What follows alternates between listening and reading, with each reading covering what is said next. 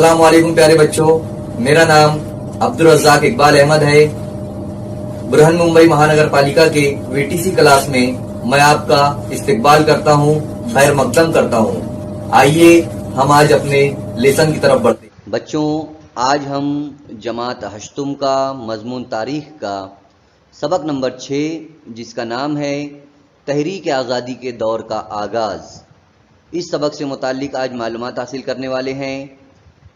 जैसा कि आप लोगों को यहाँ पर तस्वीर में नज़र आ रहा है कि अंग्रेज़ी दौर का उस वक्त किस तरह से लोगों की ज़िंदगी थी, गरीबी किस तरह से आम थी और लोग अपनी ज़िंदगियाँ किस तरह से गुजारते थे, वो इन तस्वीर के ज़रिए हम देख सकते हैं। धीरे धीरे भारतीयों ने अंग्रेज़ी तालीम से भी फ़ायदा हासिल किया और उसकी वजह से उनके अंदर अपने देश के लिए, अपने समाज के लिए भी कुछ करने की जो है तो जज्बा उभरा और साथ ही साथ उनके अंदर हुब्बुल वतनी के जो है तो बीज बोए गए। भारत के मुख्तलिफ इलाकों की तहरीकों की वजह से मुख्तलिफ इलाकों की सियासी तंजीमों को यकजा करना मुमकिन हुआ है। अलग अलग उस दौर में अलग अलग जगहों पर तहरीकें चलाई गई कि देश को आज़ाद किया जाए, अंग्रेज़ों के जुल्म व सितम को ख़त्म किया जाए। और फिर जो छोटी छोटी तंजीमें थी उनको जो है तो एक किया गया। आगे हम सबक के अंदर जो दौर था तहरीक आज़ादी का, उस दौर के बारे में देखेंगे कि कौन कौन सी तहरीकें चलाई गई जिसकी वजह से आगे चलकर हमारा देश भारत आज़ाद हुआ। अब हम यहाँ पर सबसे पहला टॉपिक इसके अंदर देखेंगे, अंग्रेज़ हुकूमत में इंतज़ामी मरकूज़ियत। जैसा कि आप लोग देख रहे हैं, अंग्रेज़ी दौर के अंदर बहुत सारी चीज़ें जो है तो नई शुरुआत की गई। जैसे रेल की शुरुआत हुई, तो रेल की जो शुरुआत हुई उसकी वजह से अंग्रेज़ों ने तो अपने लिए रेल का इंतज़ाम किया था कि उनकी नक़्ल हरकत फ़ौजियों की यानी आना जाना उनके लिए आसान हो, सामान लाना ले जाना आसान हो। लेकिन इसकी वजह से क्या हुआ, भारतीयों को भी जो है तो फ़ायदा हासिल हुआ। इसी के साथ साथ जो कानून बनाए गए अंग्रेज़ी दौर के अंदर, तो उसमें कहा गया कि तमाम भारतीय जो है तो बराबर है और किसी के साथ जो है तो कोई अदना या आला नहीं है। तो इसकी वजह से हमारे भारतीयों के अंदर यकजहती पैदा हुई, कौमी जज्बात पैदा हुए।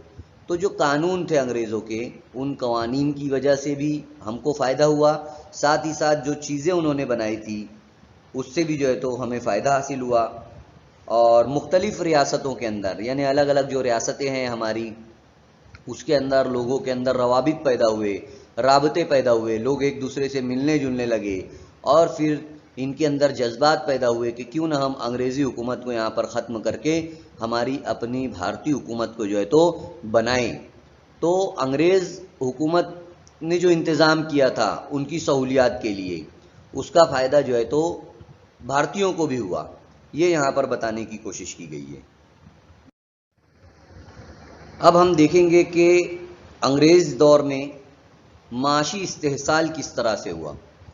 यानी जो यहाँ पर भारत में जो किसान थे, जो मज़दूर थे, उन लोगों की बेइज्जती या कहना चाहिए कि उन लोगों को काम ज़्यादा लेकर पैसा कम देना या उनकी मेहनत के हिसाब से उनको पैसा ना दिया जाना, ये यहाँ पर अंग्रेज़ी दौर में होता था। तो किस तरह से होता था वो देखना है हमें। सबसे पहले तो हमें ये समझना है कि अंग्रेज़ ये चाहते थे कि यहाँ की दौलत जो है वो बरतानिया चली जाए। आप लोग देख सकते हैं इंग्लैंड का यहाँ पर मैप दिया गया है, नक्शे के अंदर बताया गया है इंग्लैंड। तो बरतानिया की जो साम्राज्यवाद की जो पॉलिसी थी उसकी वजह से भारत का माशी इस्तेहसाल होने लगा था। यानी इकोनॉमिक कंडीशन जो थी भारत की नहायत ही ख़राब कर दी गई थी और किसानों को ज़बरदस्ती नगदी फसलें उगाने के लिए मजबूर किया जाता था। ऐसी फसलें उगाई जाती थी जो बड़े पैमाने पर और ज़्यादा महंगी बेची जा सकें, जबकि उसके बदले में पैसा इन्हें कम दिया जाता था। साथ ही साथ उस वक्त कहत के दौर था, कहत साली हो जाती थी, बारिश नहीं होती थी। ऐसे दौर में भी जो है तो इनको टैक्स जो है तो वसूल किया जाता था।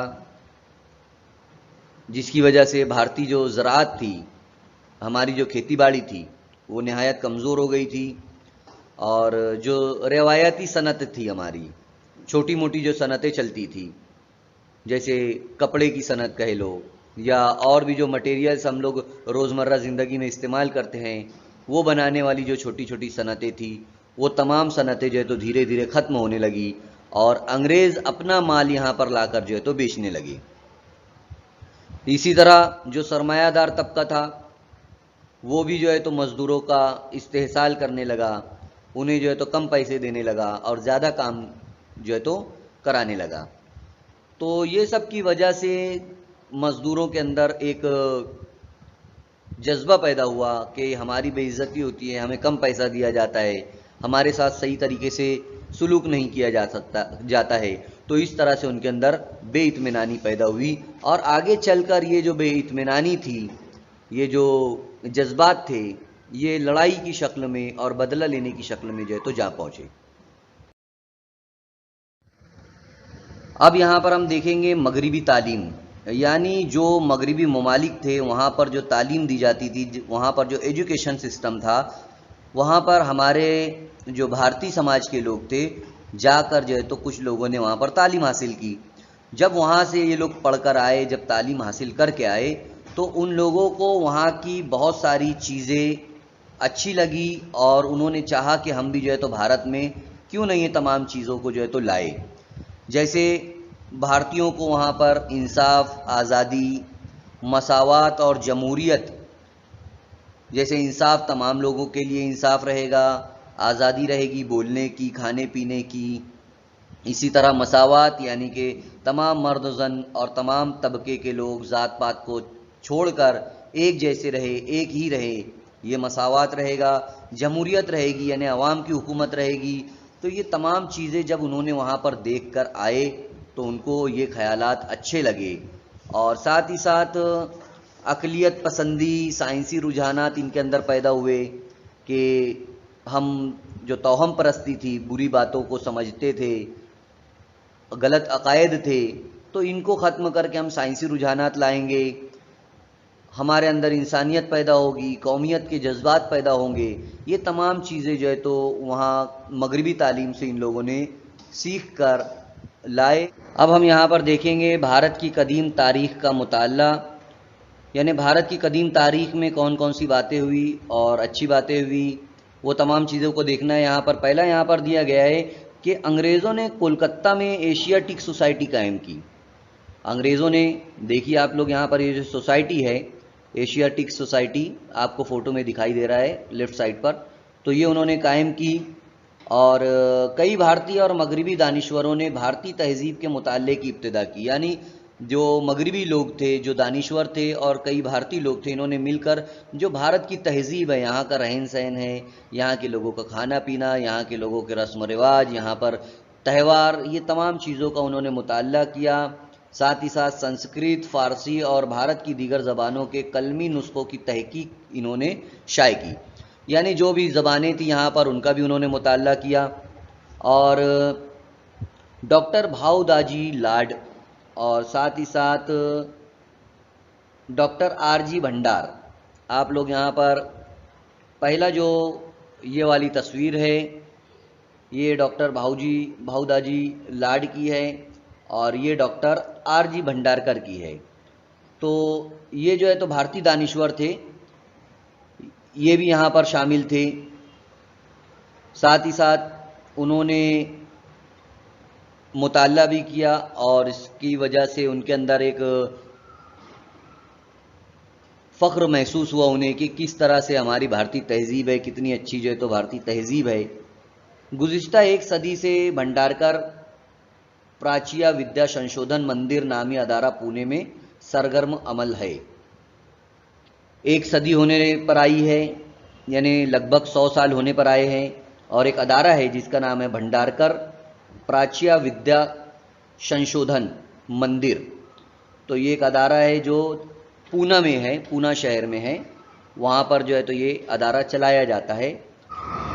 جیسا کہ آپ لوگ جانتے ہیں کہ اخبارات یعنی نیوز پیپر جو ہے تو کتنے امپورٹنٹ ہوتے ہیں ہر دور میں، تو اسی طرح جو ہمارا آزادی سے پہلے کا جو دور تھا اس دور میں بھی جو ہے تو بہت سارے اخبارات تھے جن کے ذریعے جو ہے تو بدلاؤ لایا گیا، اور اس وقت انگریزی زبان میں اور علاقائی جو بھی زبانیں ہوتی تھی ان زبانوں میں اخبارات شائع ہوتے تھے، جیسے درپن اخبار ہے، پربھاکر ہے، ہندو ہے، اسی طرح امرت بازار پتریکا، کیسری اور مراٹھا۔ یہ ایسے اخبارات تھے جن کے ذریعے سرکاری پالیسیوں پر تنقید ہونے لگی، یعنی جو بھی سرکار پالیسیاں بناتی تھی اگر وہ غلط ہوتی تو ان کے اوپر ان اخبارات میں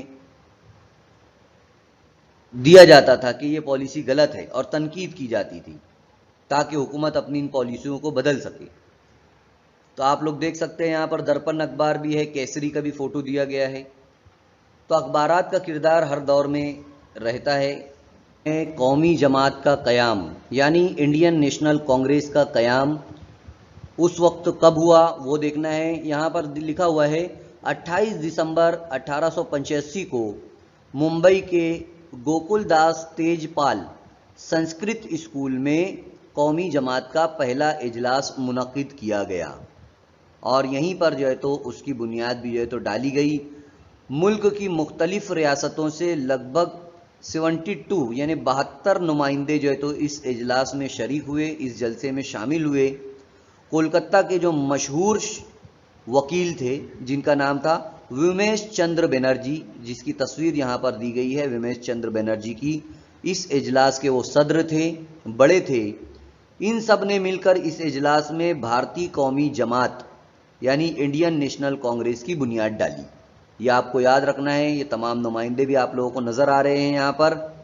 ساتھ ہی ساتھ جو برطانوی افسر تھا ایک جس کا نام تھا ایلن آکٹوین ہیوم، ہے نا، یا نام یاد رکھنا ہے ایلن آکٹوین ہیوم، اس نے اس تنظیم کے قیام میں پیش قدمی کی، یعنی اس نے بھی جو ہے تو اس میں ساتھ دیا تھا۔ اس اجلاس میں مطالبہ کیا گیا کہ انتظام حکومت میں بھارتیوں کو زیادہ سے زیادہ نمائندگی دی جائے، یعنی جو بھی انتظام حکومت ہے، لوگوں کے جو کام کاج ہے، ہمارے ملک کا جو نظام ہے اس کو چلانے میں بھارتی نمائندے بھی شامل ہونا چاہیے، ایسا جو ہے تو ان کی مانگ تھی، ان کی ڈیمانڈ تھی۔ اور جو انگریز حکومت تھی فوج کے اوپر بہت زیادہ پیسہ خرچ کرتی تھی، تو بھارتیوں کا یعنی یہ خاص طور پر قومی جماعت کا کہنا تھا کہ وہ اپنے اخراجات فوج پر سے کم کر دیں، فوج پر زیادہ پیسہ نہ لگائے، ایسا ان کا کہنا تھا۔ اور ایک میمورنڈم کی شکل میں برطانوی حکومت کو جو ہے تو ایسا کہا گیا، ان کو میمورنڈم دیا گیا کہ یہ ہماری مانگ ہے، قومی جماعت کی، قومی جماعت جو تنظیم ہے اس کی یہ ایسی مانگ ہے، ایسا اس اجلاس میں یہ سب ہوا۔ اب قومی جماعت جو قومی تنظیم تھی وہ تو بن گئی، تو کیا اس کے مقاصد کیا تھے، کیوں بنائی گئی، یہ دیکھنا ہے ہمیں۔ جیسا کہ سب جانتے ہیں کہ بھارت کے مختلف علاقوں کے جو لوگ ہیں ان کے مذہب، ان کی نسل، ان کی زبان، یہ تمام الگ الگ تھا، تو ان کو ملانا، ان کو ایک کرنا، یہ ایک مقصد تھا۔ اسی طرح جو دوسرے مسائل تھے جیسے معاشی حالات جو ہے تو خراب تھے، غریبی تھی، پڑھنا لکھنا نہیں تھا، تو ان کو بھی سدھارنا، لوگوں کے اندر اتحاد کا جذبہ پیدا کرنا، قومی ترقی کرنا، ملک کی ترقی کرنا، یہ تمام جو ہے تو یہاں پر ان کے مقاصد تھے، یعنی کہ قومی جماعت کے یہ مقاصد تھے، اور اس کے اوپر جو ہے تو انہوں نے کام کرنا شروع کیا۔ اب ہم یہاں پر دیکھیں گے اعتدال پسندوں کا دور 1885 سے 1905 تک، یہ جو 20 سال کا عرصہ تھا اس میں اعتدال پسندوں نے کیا کام کیے اور ان لوگوں کا کام کرنے کا طریقہ کیا تھا، وہ ہم تمام چیزیں دیکھیں گے۔ جیسا کہ آپ لوگوں کو پتہ ہے کہ قومی جماعت انڈین نیشنل کانگریس کا قیام ہو گیا تھا۔ یہ جو تنظیم تھی یہ کام دھیرے دھیرے کر رہی تھی لیکن بہترین کر رہی تھی، اور ان کو اس بات کا علم تھا کہ اگر ہم منصوبہ بندی سے بہتر کام کریں گے تو ہمیں آزادی مل جائے گی۔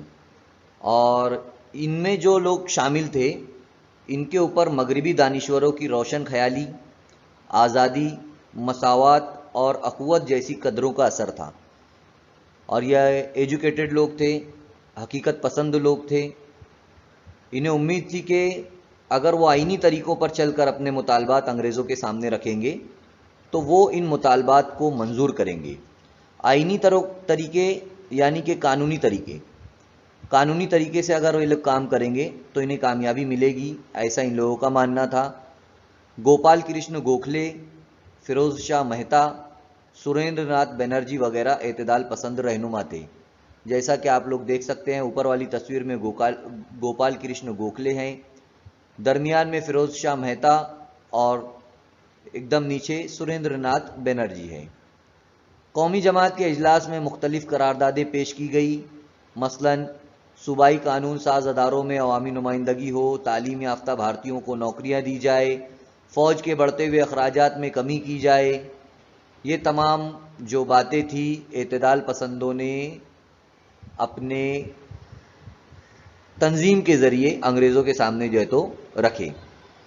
قومی تحریک میں پھوٹ ڈالنے کے لیے بعد کے دور میں انگریزوں نے پھوٹ ڈالو اور حکومت کرو کی پالیسی جو ہے تو بعد میں انہوں نے اپنائی۔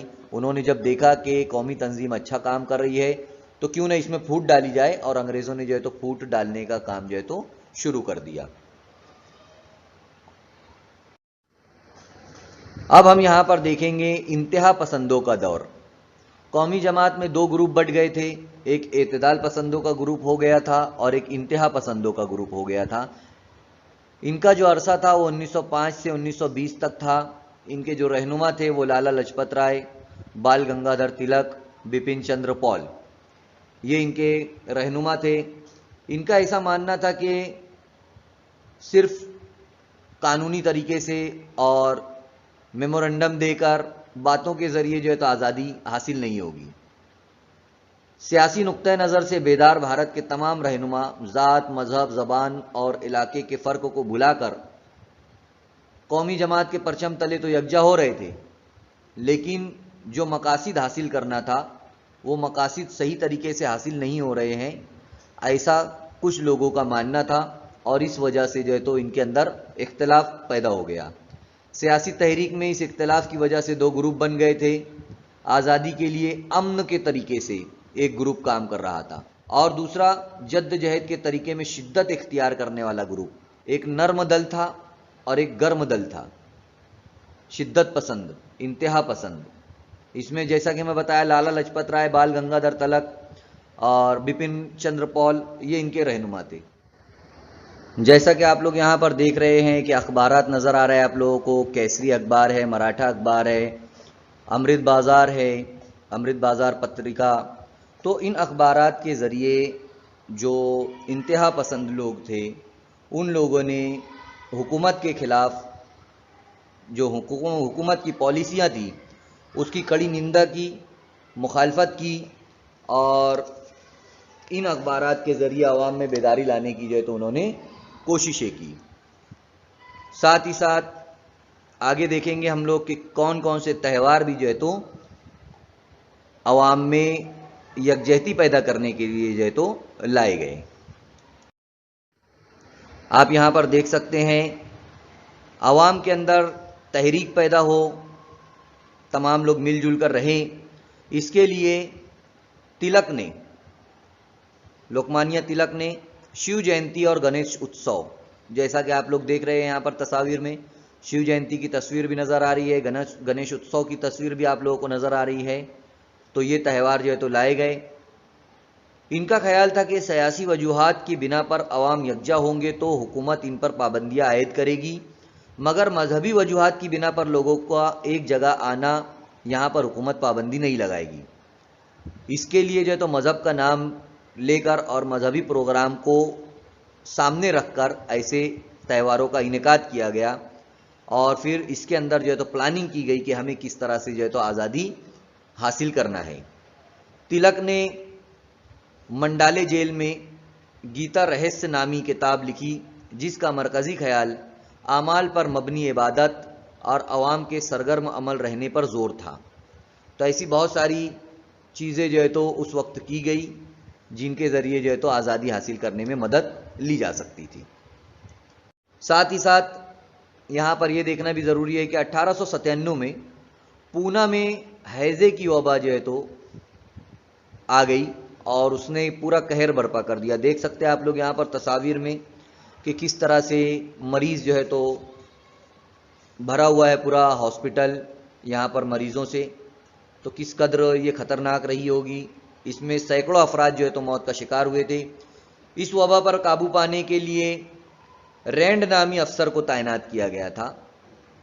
ہیضے کے مریضوں کی تلاش میں گھروں کی تلاشی لی جانے لگی. اس کے بعد جیسے آج کے دور میں اگر کوئی کورونا سے متاثر ہوتا ہے تو اس کے خاندان والے اور ان سے جو سمپرک میں آئے ہوئے لوگ کس طرح سے ہم لوگ ٹریس کیا جاتا ہے ان لوگوں کو اور ان کو بھی جو ہے تو کوارنٹائن کیا جاتا ہے. تو اسی طرح سے اس دور میں جب ہیضے کی بیماری آئی تھی تو یہ جو رینڈ افسر نامی تھا یہ انگریز یہ گھروں میں تلاشی کیا کرتے تھے لیکن ساتھ ہی ساتھ ظلم کرنے لگے یہ لوگوں کے اوپر, جس کی وجہ سے بدلہ لینے کے لیے چافکر برادران تھے, یہ چافکر بھائی تھے, تو ان لوگوں نے اس کا قتل کر دیا رینڈ نامی افسر کا. حکومت نے اس قتل کا تعلق تلک سے جوڑنے کی بہت کوشش کی مگر وہ ناکام ہو گئے. پھر بھی انتقامی جذبے کے تحت حکومت نے انہیں جیل میں ڈال دیا, یعنی تلک کو بھی جو ہے تو جیل میں ڈال دیا گیا. اب ہم یہاں پر دیکھیں گے تقسیم بنگال کے بارے میں.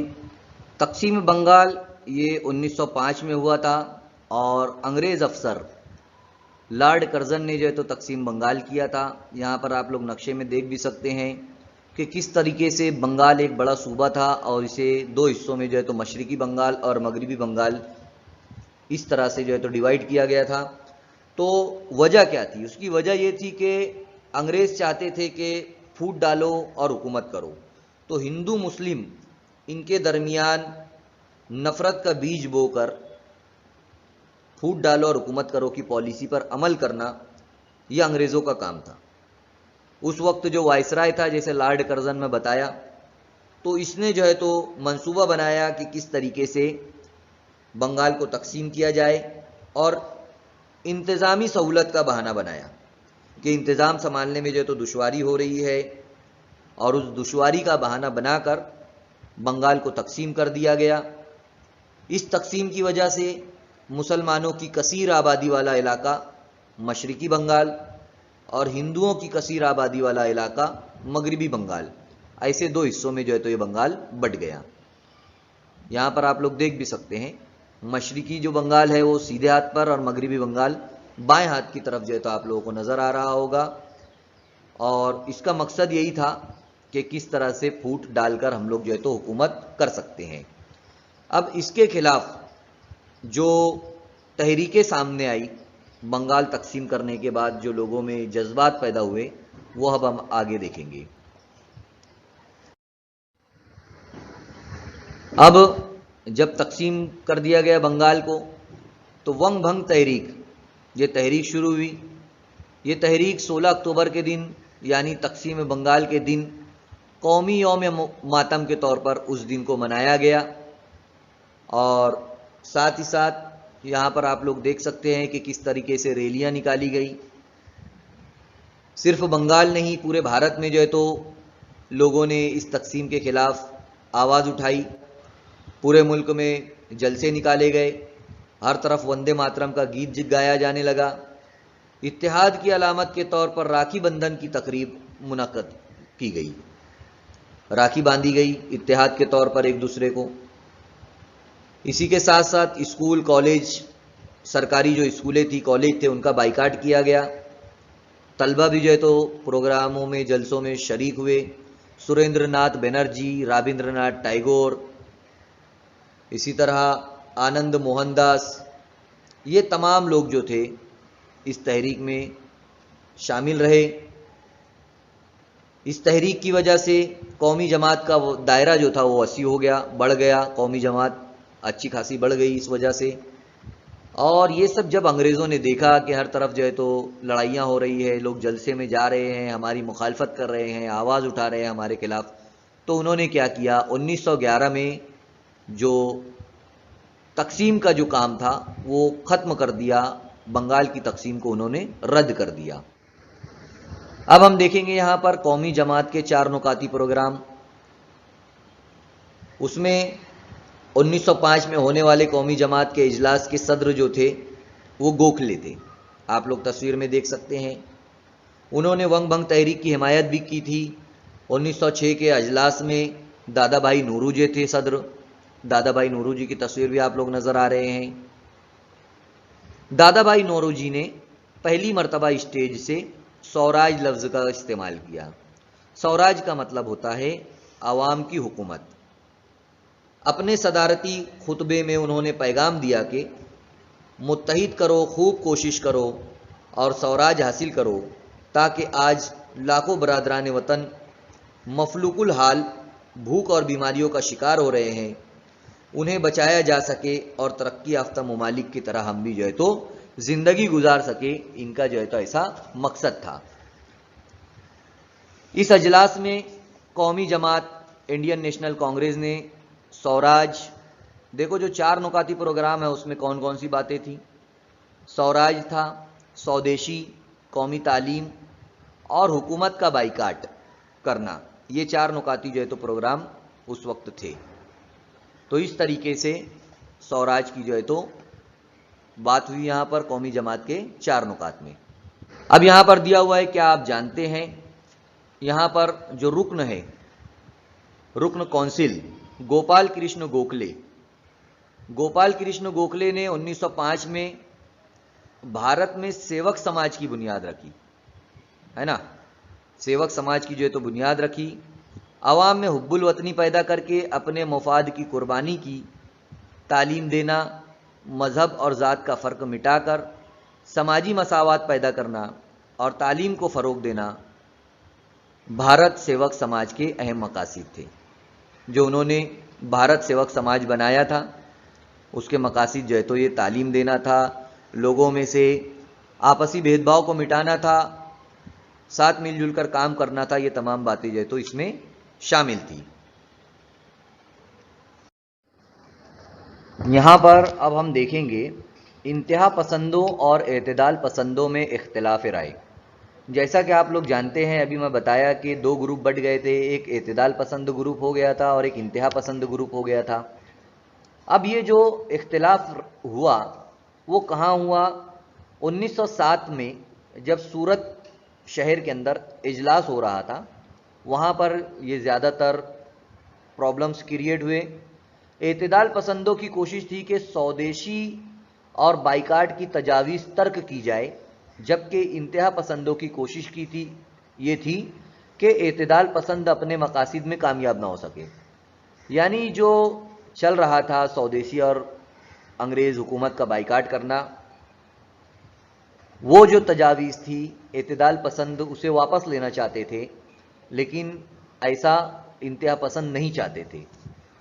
گوکھلے اور سریندر ناتھ بینرجی، فیروز شاہ مہتا جیسے اعتدال پسند رہنماؤں نے الزام عائد کیا کہ انتہا پسند قومی جماعت پر قابض ہونے کی کوشش کر رہے ہیں. یہ جو 3 آپ لوگوں کو تصاویر نظر آ رہی ہے، ان کا کہنا تھا کہ جو انتہا پسند گروپ ہے، انتہا پسند جو لوگ ہیں، وہ قومی جماعت پر قابض ہونا چاہتے ہیں، قبضہ کرنا چاہتے ہیں. لالا لاجپت رائے نے مفاہمت کی کوشش کی، یعنی دونوں گروپ کو سمجھانے کی کوشش کی. تلک کا خیال تھا کہ قومی جماعت ملکی پلیٹ فارم ہے، اس میں پھوٹ ڈالنا مناسب نہیں ہے. اجلاس کے وقت کشیدگی بڑھ گئی اور باہمی مفاہمت کامیاب نہیں رہی. آخر کار قومی جماعت یعنی انڈین نیشنل کانگریس جو ہے تو یہاں پر تقسیم ہو جاتی ہے، 2 گروپ میں یہ جو ہے تو بٹ جاتی ہے. یعنی انگریز حکومت نے کیا کیا کیا؟ عوامی جلسوں پر قانونی پابندی عائد کر دی گئی، قانون کے خلاف کام کرنے والوں کو سخت سزائیں دی جانے لگی، اسکول کے طلبہ کو مارا پیٹا گیا، اخبارات پر مختلف پابندیاں لگا دی گئی، انتہا پسندوں پر سخت کارروائیاں کی گئی. یعنی یہ جو تمام پرابلمز کریٹ ہوئے یہاں پر، تو انگریزوں نے بھی جو ہے تو اپنا ظلم و ستم جاری کر دیا، کئی لوگوں کو جیل میں ڈال دیا. بنگال میں جو ہے اس کا شدید اس کی مخالفت کی گئی، اور جو تلک کا اخبار تھا، لوکمانیہ تلک کا کیسری اخبار تھا، اس اخبار پر پابندی لگا دی گئی. ساتھ ہی ساتھ جو ہے لوکمانیہ تلک کو حکومت سے غداری کرنے کے الزام میں گرفتار کر کے 6 سال کے لیے جو ہے تو میانمار کے منڈالے جیل میں جو ہے تو بھیج دیا گیا. بپن چندر پال کو سخت سزائیں دی گئی. لالا لجپت رائے کو پنجاب سے شہر بدر کر دیا گیا. یہاں پر آپ لوگ تینوں کی تصاویر دیکھ سکتے ہیں. تو اس طریقے سے ظلم و ستم جو ہے تو انگریزوں نے ہندوستانیوں پر کرنا شروع کر دیا. اس کے بعد ایک اور تنظیم کا قیام عمل میں آیا جس کا نام تھا مسلم لیگ. تو مسلم لیگ کا قیام کس افسر نے اس میں مدد کی؟ وہ تھے لارڈ منٹو اور جو دیگر برطانوی افسران تھے. ان کی حوصلہ افزائی کی وجہ سے 1906 میں مسلم لیگ کا جو ہے تو قیام عمل میں آیا. یعنی مسلمانوں کی ایک نئی تنظیم جو ہے تو بنائی گئی. اور انگریزوں کا یہاں پر بھی یہی مقصد تھا کہ پھوٹ ڈالو اور پالیسی جو تھی ان کی پھوٹ ڈالو اور حکومت کرو کی پالیسی اس پر جو ہے تو اس پر عمل کرنا جو ہے تو انہوں نے شروع کیا. ساتھ ہی ساتھ یہاں پر آگے بتایا گیا ہے مورلے منٹو قانون کے بارے میں. یہاں پر مسلم لیگ کی تصویر بھی جو ہے تو دی گئی ہے قیام کے وقت کی. اب ہم مورلے منٹو جو قانون تھا اس کے بارے میں دیکھیں گے. یہاں پر یہ لارڈ منٹو کی تصویر ہے, یہ مورلے کی تصویر ہے. ان دونوں افسران نے جو قانون بنایا تھا 1909 میں, اصلاحات کا جو قانون تھا, اس میں انہوں نے اہم نمائندگی کی تھی, اہم کام کیا تھا. اس لیے ان دونوں کے نام پر یہ قانون کا نام رکھ دیا گیا. اس قانون کے تحت مجلس مقننہ میں بھارتی نمائندوں کی تعداد میں اضافہ کیا گیا. یعنی قانون بنانے کی جو مجلس تھی, جو کمیٹی تھی, اس کے اندر بھارتی لوگوں کو شامل کیا گیا اور چند نامزد بھارتی نمائندوں کو مجلس مقننہ میں شامل کرنے کی گنجائش نکالی گئی. اسی قانون کے تحت مسلمانوں کے لیے الگ حلقہ انتخاب کی منصوبہ بندی بھی کی گئی. یعنی مسلمانوں کے لیے جہاں پر ان کی آبادی زیادہ ہے وہاں پر جو ہے تو الگ سے ان کے الیکشن لڑنے کے لیے الگ حلقہ انتخاب ایک بنایا گیا, ایک الگ علاقہ بنایا گیا, سیٹ ان کے لیے مختص کی گئی. برطانیہ کی اس امتیازی پالیسی نے بھارت میں نفاق کا بیج بو دیا. جب یہاں پر انگریزوں نے مسلم اور ہندو کی شروعات کی تو یہاں سے اب ہندو مسلم جو ہے وہ اسٹارٹ ہو گیا اور لوگوں کے دلوں میں جو ہے تو بھید بھاؤ بڑھنے کا جو آشنکا تھی وہ اب پیدا ہو گئی. یہاں پر لکھنؤ معاہدہ, لکھنؤ میں ایک معاہدہ ہوا 1916 میں.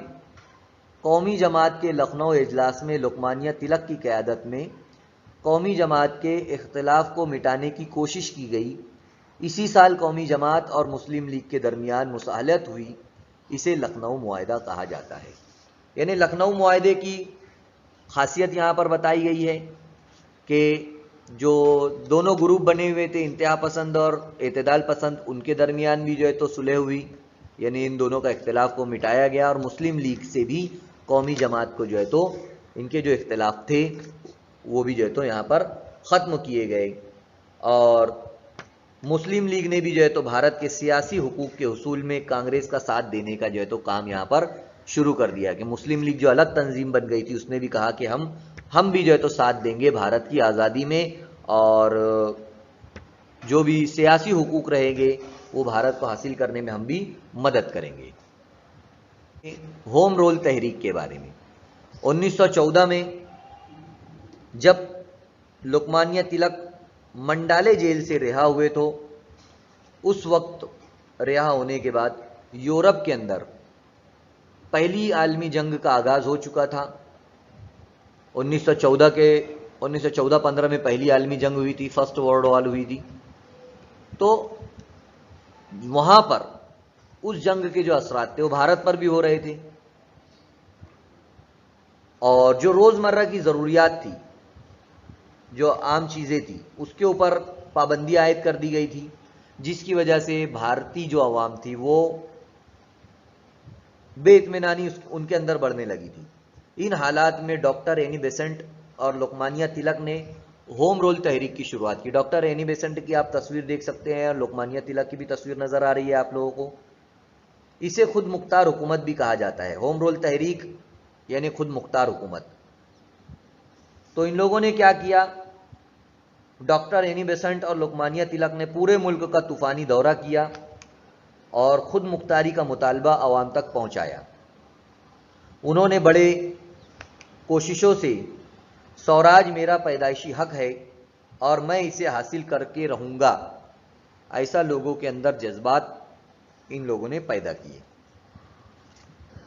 اب جب پہلی عالمی جنگ شروع ہوئی تو پہلی عالمی جنگ کے اثرات بھارت پر کیا ہوئے وہ ہم دیکھیں گے. اب 1917 میں وزیر بھارت، اس وقت کے جو وزیر تھے لارڈ مونٹیگو، انہوں نے اعلان کیا کہ برطانوی حکومت بھارت کو بتدریج خود مختاری کا حق اور حکومت کی ذمہ داری سونپ دے گی. یہ 1917 کی بات ہے نا. تو یورپ کے جو جنگی حالات تھے اس کی وجہ سے تو آپ لوگوں کو پتہ ہے کہ بھارت کی عوام میں جو ہے تو بے اطمینانی پیدا ہو رہی تھی. اب انگریزوں کو ادھر بھی لڑنا تھا اور ادھر بھی لڑائی لڑنا تھا بھارت کے اندر، تو پرابلم ان کے لیے ہو رہا تھا. اس کے لیے انہوں نے کیا کیا کہ دھیرے دھیرے جو ہے تو ہم آپ لوگوں کو آزادی دے دیں گے، ایسا جو ہے تو انہوں نے کہہ دیا. لوکمانیا تلک نے ایسا اعلان کیا کہ اگر حکومت بھارتیوں کے مطالبات کو مان لیتی ہے تو ہم لوگ بھی جو ہے تو حکومت کو مدد کریں گے. لوکمانیا تلک کے اس اعلان کو جوابی تعاون کہا جاتا ہے. یعنی تعاون کا جو جواب تھا، مدد کا جو جواب تھا، وہ لوکمانیا تلک نے جو ہے تو ان لوگوں کو، انگریز حکومتوں کو دے دیا. اب آخری ہمارا یہاں پر ٹاپک ہے مونٹیگو چیمسفورڈ قانون. اب مونٹیگو چیمسفورڈ قانون کیا تھا؟ یہ 1919 میں برطانوی پارلیمنٹ میں بھارت میں دستوری اصلاحات کے لیے ایک قانون بنایا گیا تھا، ہے نا. برطانیہ کی جو پارلیمنٹ تھی، جیسے ہماری ابھی بھارت میں پارلیمنٹ ہے، اس وقت برطانیہ میں جو ان کی پارلیمنٹ تھی وہاں پر ایک قانون بنایا گیا. اس کا نام جو ہے تو مونٹیگو چیمسفورڈ قانون تھا. اس کے تحت کیا تھا؟ اس قانون کی روح سے غیر اہم محکمے بھارتی وزرا کے سپرد کیے گئے، لیکن مالیات، محصول اور داخلہ جیسے اہم محکمے گورنر کے قبضے میں ہی تھے. یعنی جو غیر ضروری محکمے تھے، جو غیر ضروری کام تھے، وہ سب بھارتی وزرا کے ہاتھ میں دے دیے گئے، بھارتی وزیروں کے ہاتھ میں دے دیے گئے. لیکن جو امپورٹنٹ تھے، جن کے ذریعے حکومت قائم رکھی جا سکتی تھی، جیسے وزیر مالیات جو ہوتا تھا، یعنی روپیے پیسے کا لین دین انگریزوں کے قبضے میں تھا. جو ملک کے اندرونی معاملات تھے ان کو دیکھنے کی ذمہ داری بھی انگریزی افسران کے انڈر میں تھی. تو یہ جو تھا یہ کچھ خاص نہیں تھا. 1919 میں یہ قانون جب آیا تو بھارتیوں کے اندر پھر وہی بات آئی اور لوکمانیا تلک نے اس پر سخت تنقید کی اور انہوں نے کہا کہ یہ سوراج ہے نہ ہی اس کی بنیاد. یعنی نہ تو یہ سوراج ہے نہ یہ اس کی بنیاد ہے، یعنی ایک دم فضول قانون آیا ہے. تو اس طریقے سے انہوں نے اس کی مخالفت جو ہے تو کی. تو یہ سبق لگ بھگ ہمارا یہاں پر ختم ہوتا ہے اور کافی بڑا تھا ہمارا یہ سبق. اچھی طریقے سے اس کو سمجھنے کی کوشش کریں گے. کتاب کے اندر سے بھی آپ لوگ دیکھ سکتے ہیں. انشاءاللہ تعالی نیکسٹ ویڈیو میں ہم پھر ملیں گے. اللہ حافظ. بچوں، اس ویڈیو کو آپ کو لائک کرنا ہے، چینل کو سبسکرائب کرنا ہے اور بیل آئیکن کا بٹن دبانا ہے تاکہ آپ کو آنے والے نئے ویڈیوز کی نوٹیفیکیشن ملتے رہے. اسی طرح ڈسکرپشن باکس میں آپ کو جانا ہے اور وہاں پر چند اہم سوالات ہیں. اسی کے ساتھ ساتھ وہاں پر ایک گوگل فارم دیا گیا ہے تاکہ آپ کے تاثرات کو ہم جان سکیں. اس کے لیے آپ کو گوگل فارم کو پورا فل کرنا ہے اور لاسٹ میں آخر میں سبمٹ کا بٹن جو ہے تو آپ لوگوں کو دبانا ہے. امید کرتا ہوں کہ آپ لوگوں کو جو کچھ سبق میں سمجھایا گیا ہے وہ تمام چیزیں سمجھ میں آ گئی ہوگی. آپ لوگوں کو جو ہوم ورک دیا گیا ہے وہ آپ لوگوں کو کرنا ہے اپنے اساتذہ کی مدد سے، اپنے ساتھیوں کی مدد سے. اور نیکسٹ لیسن میں ہم پھر ملیں گے انشاءاللہ.